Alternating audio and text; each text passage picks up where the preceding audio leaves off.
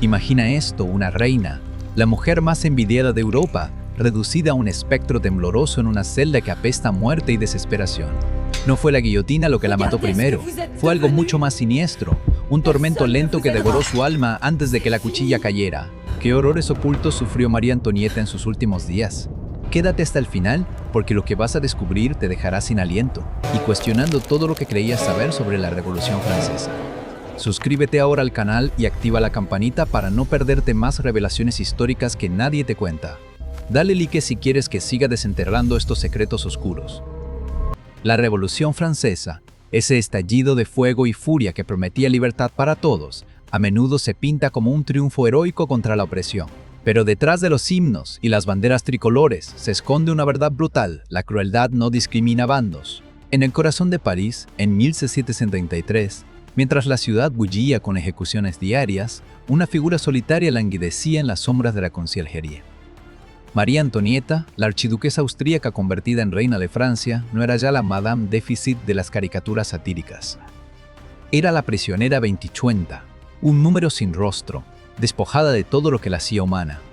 La historia oficial nos habla de su decapitación el 16 de octubre, un acto rápido y justo, según los revolucionarios. Pero ¿y si te digo que su verdadera agonía duró 76 días interminables? Días en los que fue desmantelada pieza por pieza, no con instrumentos de tortura medievales, sino con una humillación calculada que hacía que la muerte pareciera un alivio misericordioso. Trasladémonos al 2 de agosto de 1703. María Antonieta es arrancada de la Torre del Temple, donde al menos tenía un mínimo de privacidad con sus hijos. El pretexto, un complot de escape fallido. La realidad, los líderes jacobinos, como Robespierre y sus aliados, necesitaban un chivo expiatorio para avivar el terror. La Conciergerie, esa mazmorra gótica junto al Sena, era el lugar perfecto. Sus muros rezumaban humedad, el aire estaba cargado de lamentos de condenados y las ratas correteaban como guardianes invisibles.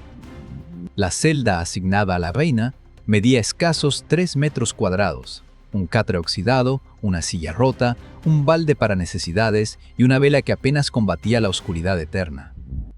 No había ventana al mundo exterior, solo barrotes altos que filtraban un hilo de luz grisácea. Pero el verdadero infierno no era el espacio físico, era la vigilancia incesante. 2 guardias armados, revolucionarios fanáticos, compartían esa jaula diminuta las 24 horas. Órdenes estrictas, registrar cada gesto, cada suspiro, cada lágrima. María Antonieta no podía orinar, cambiarse o siquiera llorar sin ojos ajenos perforándola. Pidió una cortina para un mínimo de intimidad, se la negaron con sonrisas frías. Por seguridad, decían. Pero era por diseño, romper su espíritu, convertirla en un objeto de escarnio. Imagina a la reina que bailaba en Versalles, rodeada de seda y joyas, ahora obligada a exponer su cuerpo enfermo ante extraños. Sufría hemorragias constantes, posiblemente un cáncer que la carcomía por dentro, agravado por el estrés y la mugre. Cada cambio de ropa interior manchada de sangre se hacía bajo miradas lascivas. Rosalie Lamorlier, una sirvienta compasiva que la atendió brevemente, relató en sus memorias cómo la reina se acurrucaba en un rincón, espalda vuelta, temblando de vergüenza. Pero incluso eso era un lujo, a veces. Los guardias exigían desnudez total, buscando armas. Risas, comentarios groseros, un acoso velado como deber patriótico. Esta degradación no era accidental. Los archivos desclasificados en el siglo XX revelan instrucciones precisas de la Convención Nacional, deshumanizarla para que el pueblo la odiara sin remordimientos. Su cabello, símbolo de elegancia, se volvió gris y quebradizo por la desnutrición. Perdió peso hasta parecer un fantasma, su piel cerosa y ojos hundidos. Los periódicos jacobinos la caricaturizaban como una vampiresa lujuriosa, ignorando su dolor real. ¿Por qué tanto ensañamiento? ¿Por qué una reina mártir inspiraría piedad, una mujer rota, solo desprecio? El clímax de esta pesadilla llegó en su juicio, el 14 de octubre. No era justicia, era teatro macabro.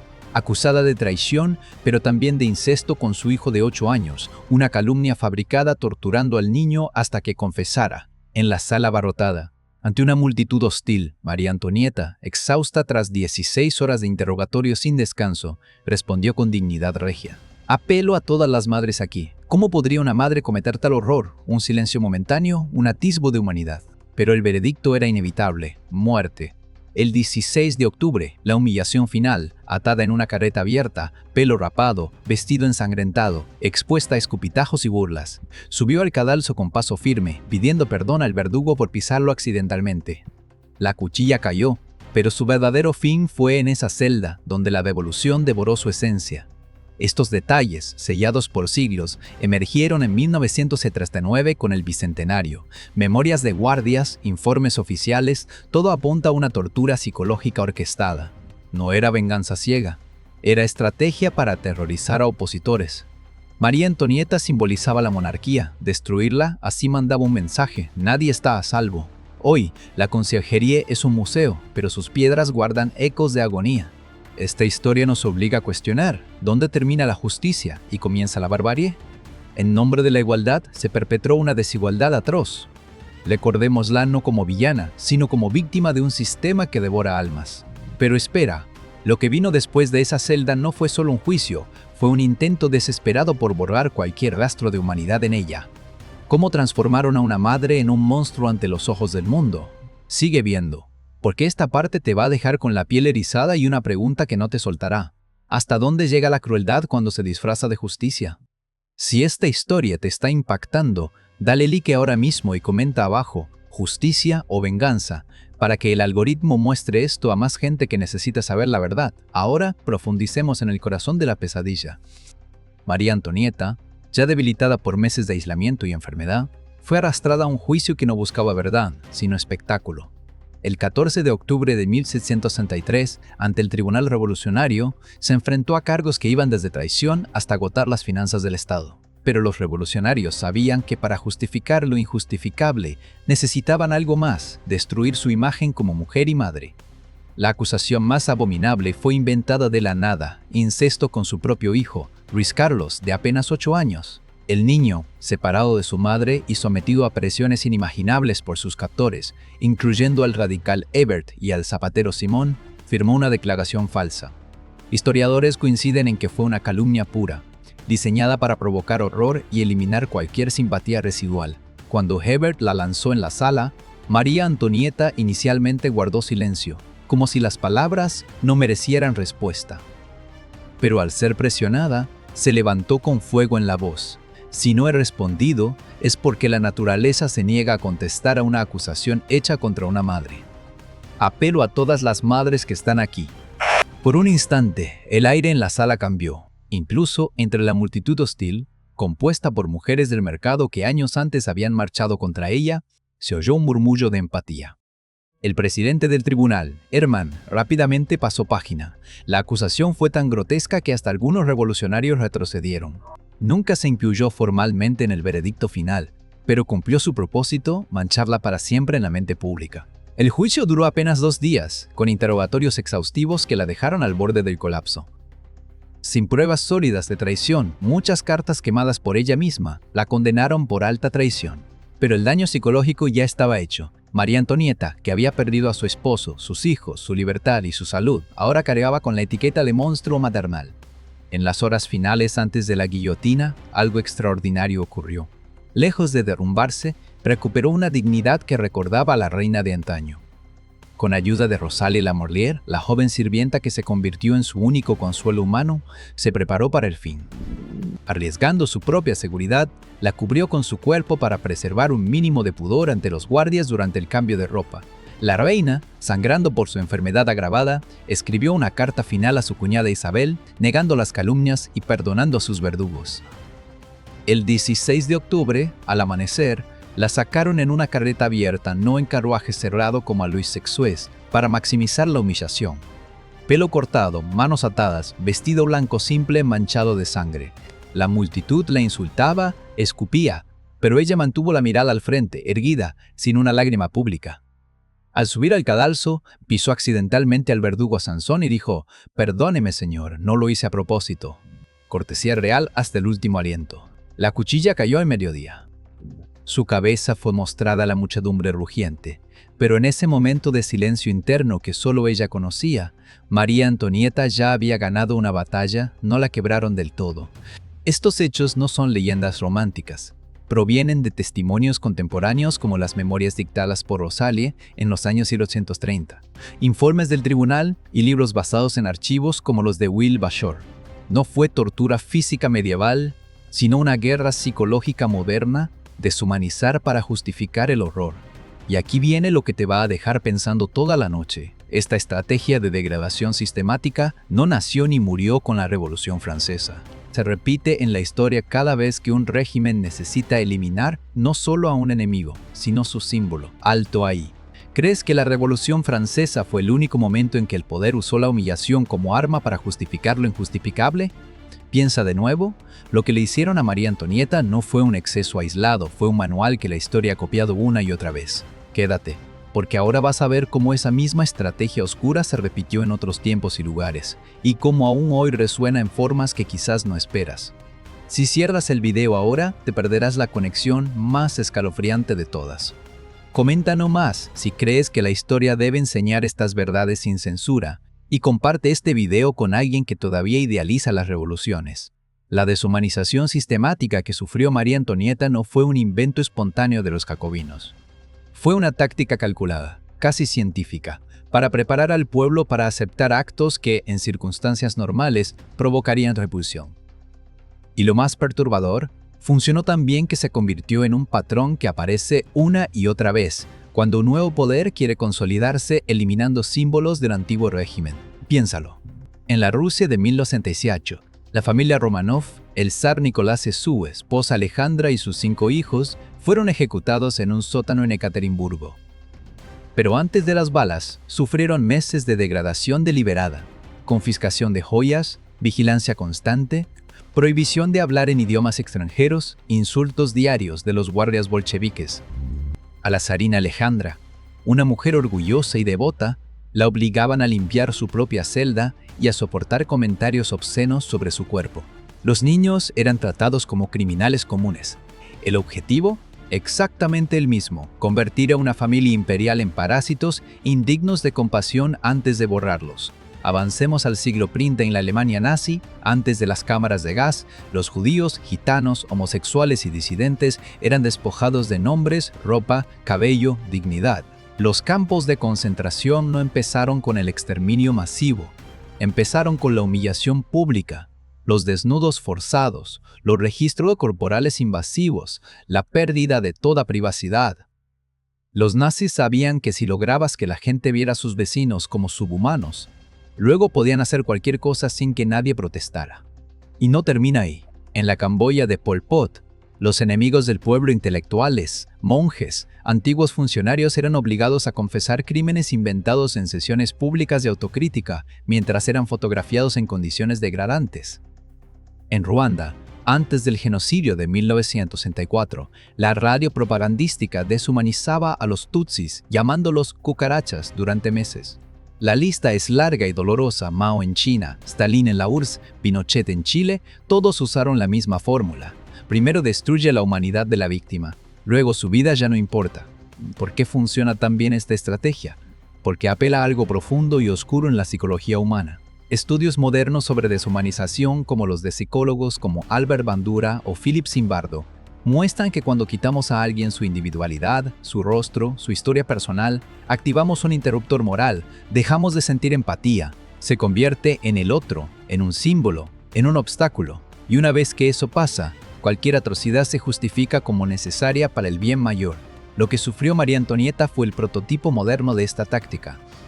No necesitaron hierros al rojo ni potros de tortura. Bastó con la exposición constante, la pérdida de privacidad, la enfermedad sin tratamiento, la separación de sus hijos y la calumnia más vil contra su maternidad. 76 días fueron suficientes para transformar a la reina más glamurosa de Europa en un espectro que la multitud podía abuchear sin remordimientos. Y aquí viene la pregunta que quema: ¿estamos realmente tan lejos de eso hoy?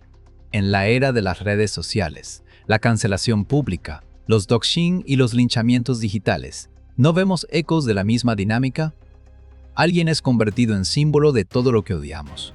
Se expone su vida privada, se fabrican o exageran acusaciones y de repente miles de personas celebran su destrucción sin conocer la historia completa.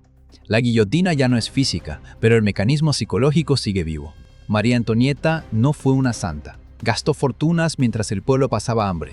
Vivió en una burbuja de privilegio. Pero nada, absolutamente nada, justifica lo que le hicieron en nombre de la justicia. Su historia nos obliga a mirarnos en un espejo incómodo cuando el odio se viste de virtud.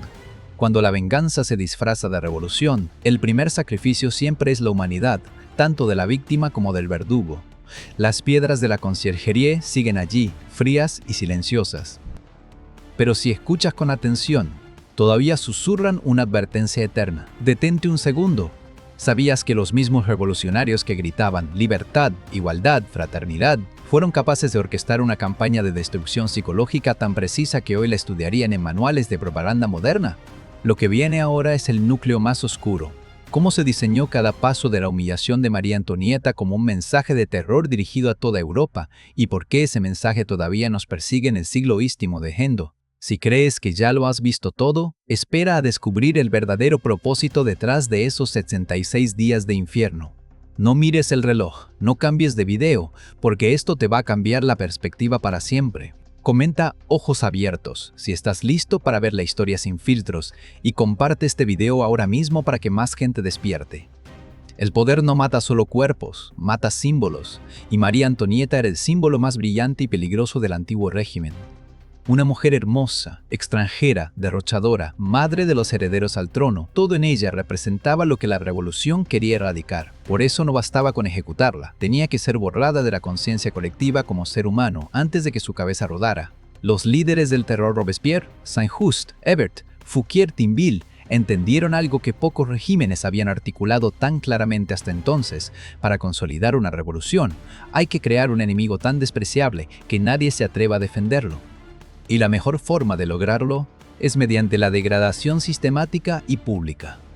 Los archivos desclasificados del Comité de Salvación Pública y los informes internos de la Conciergerie, publicados plenamente a partir de 1969, muestran órdenes explícitas: mantenerla bajo vigilancia absoluta, negar toda privacidad, permitir que su salud se deteriore visiblemente y difundir rumores que la convirtieran en un monstruo moral. ¿Por qué tanto cálculo? Porque Europa entera observaba. Reyes, nobles y monarquías vecinas seguían el destino de María Antonieta como un presagio. Si Francia lograba no solo matar a una reina, sino humillarla hasta el punto de que el mundo aplaudiera su muerte, el mensaje sería devastador. Ningún trono está seguro, ningún privilegio os protegerá. Podemos destruiros de la forma más cruel y el pueblo lo celebrará. Y lo lograron. Cuando la carreta abierta recorrió las calles de París el 16 de octubre, la multitud no sintió piedad. Gritaban «¡Viva la República!» mientras escupían a una mujer demacrada, sangrante, con el cabello rapado. Habían visto las caricaturas en los periódicos. Habían oído las acusaciones de orgías en Versalles y de incesto. La propaganda había hecho su trabajo. Ya no era una mujer sufriente, era la loba austríaca, la viuda Capeto, un cáncer que había que extirpar. Pero el verdadero triunfo del terror no fue la guillotina. Fue que durante décadas, la historia oficial francesa presentó estos actos como excesos necesarios. Los detalles más brutales, la vigilancia constante durante funciones corporales, los desnudos forzados, la exposición de su enfermedad íntima, quedaron enterrados en archivos marcados como demasiado sensibles. Solo en el bicentenario de 1969, cuando Francia quiso hacer las paces con su pasado, se abrieron completamente, y lo que salió a la luz horrorizó incluso a historiadores acostumbrados a la violencia revolucionaria. Hoy, cuando visitamos la Conciergerie como turistas, vemos una celda reconstruida, limpia, con paneles explicativos suaves. Hablan de condiciones duras y juicio controvertido. Pero no mencionan que esa misma celda fue el escenario de una tortura psicológica tan refinada que no dejó marcas físicas visibles, solo un alma destrozada. Las piedras no mienten, pero los folletos turísticos sí. Y aquí está la lección más incómoda. Esa maquinaria de deshumanización no desapareció con la caída de Robespierre. Se perfeccionó. En el siglo dientos sitarios de izquierda y derecha la llevaron a niveles industriales. En el 20 y sí, la vemos mutada en forma digital. Alguien es señalado como enemigo del pueblo, o del progreso, o de la moral. Se expone su vida privada, se fabrican o amplifican acusaciones, se le quita el derecho a la intimidad, y miles celebran su caída sin preguntarse si hay verdad detrás. La diferencia es que ahora no necesitamos guardias en una celda. Bastan algoritmos, capturas de pantalla y hordas anónimas. María Antonieta no nos pide compasión ciega. Nos pide algo más difícil, que reconozcamos en su sufrimiento el peligro eterno del poder absoluto, sea monárquico o revolucionario. Porque cuando un grupo decide que el fin justifica los medios, el primer medio siempre es despojar al otro de su humanidad. Las revoluciones prometen un mundo nuevo, pero si para construirlo hay que convertir a seres humanos en desechos despreciables, ¿qué tipo de mundo estamos realmente creando? Las campanas de París repicaron al mediodía del 16 de octubre de 1793, una cabeza cayó. Pero el eco de esa crueldad lleva más de 2 siglos resonando, y aún no hemos aprendido a callarlo del todo. Imposible soltar esto ahora, porque en medio de la oscuridad absoluta, cuando todo parecía perdido, María Antonieta encontró algo que ni los guardias, ni la enfermedad, ni la revolución pudieron arrancarle, una chispa interna de resistencia que brilló justo cuando más la necesitaban apagar. Cómo una mujer destrozada física y emocionalmente logró mantener un último bastión de dignidad que dejó mudos incluso a sus verdugos. Quédate, porque esta parte no es sobre su derrota, es sobre su victoria silenciosa que la historia casi logra borrar. Si cierras el video ahora, nunca sabrás cómo una reina moribunda derrotó al terror desde el interior de una celda de 3 metros cuadrados. Comenta Resistencia si crees que la verdadera fuerza no se mide en coronas ni en guillotinas. Y comparte este video con alguien que necesita recordar que el espíritu humano puede sobrevivir a lo inimaginable. En la conciergería no existía la soledad verdadera. 2 guardias respiraban el mismo aire fétido, observaban cada movimiento, escuchaban cada suspiro, pero en la mente de María Antonieta, en esos breves instantes en que cerraba los ojos o fingía dormir, se abría una puerta que nadie podía vigilar, el mundo interior. Allí, lejos de las miradas lascivas y los insultos, ella reconstruía pedazos de sí misma. Sus cartas secretas escritas en trozos diminutos de papel que Rosalie Lamorlier arriesgaba la vida para sacar revelan a una mujer que, a pesar del dolor físico atroz, se negaba a odiar. En su última carta a su cuñada Isabel, que nunca llegó a destino pero que se conservó, escribió: «Me voy con el corazón lleno de perdón. Muero en la religión católica apostólica y romana en la que nací. Pido perdón a Dios por todos mis pecados. No hay rastro de amargura contra el pueblo francés, solo tristeza por sus hijos y una serenidad que desarma». Rosalie, la joven de 21 años que fue asignada como su sirvienta los últimos 15 días, dejó un testimonio que estremece. Contó cómo la reina, a pesar de sangrar constantemente y apenas poder mantenerse en pie, se preocupaba por ella. «No te acerques tanto, hija mía, podrías contagiarte de mis males». En una ocasión, al ver a Rosalie llorar en silencio, María Antonieta le tomó la mano y le dijo: «Valiente niña, no llores por mí, recuerda que soy reina y que sé morir con dignidad». Otro momento que Rosalie nunca olvidó, una noche, cuando los guardias dormían, la reina se arrodilló en el suelo frío y rezó en voz baja durante horas. No pedía salvación física, pedía fuerza para no odiar. «Que Dios perdone a mis enemigos como yo los perdono», susurró. Rosalie, escondida en la sombra, escribió años después: «Nunca vi tanta grandeza en tanta miseria.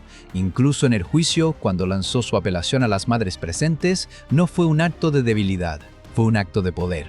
En un salón donde todos esperaban verla derrumbarse, ella eligió hablar desde su verdad más profunda, la de ser madre, y por un segundo rompió el hechizo de la propaganda. Ese silencio que cayó sobre la sala fue su victoria». Algunos historiadores creen que ese momento incomodó tanto a los revolucionarios que apresuraron la ejecución para evitar que creciera la empatía. El día de la guillotina, los testigos coinciden en algo extraordinario: no lloró, no suplicó, no miró a la multitud con odio. Caminó erguida, con la cabeza alta, como si aún llevara la corona invisible de su dignidad.